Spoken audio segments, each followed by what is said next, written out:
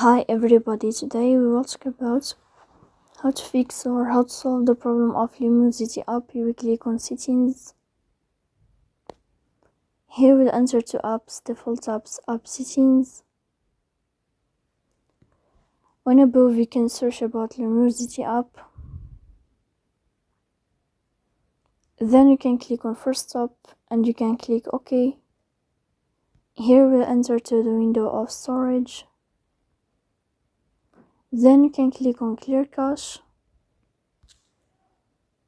In the end you can turn off your phone and you can wait a moment to turn on your phone again to fix that problem.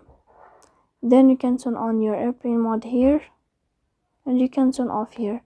So please don't forget to support us by like and subscribe. See you next time in another video and thank you for your attention.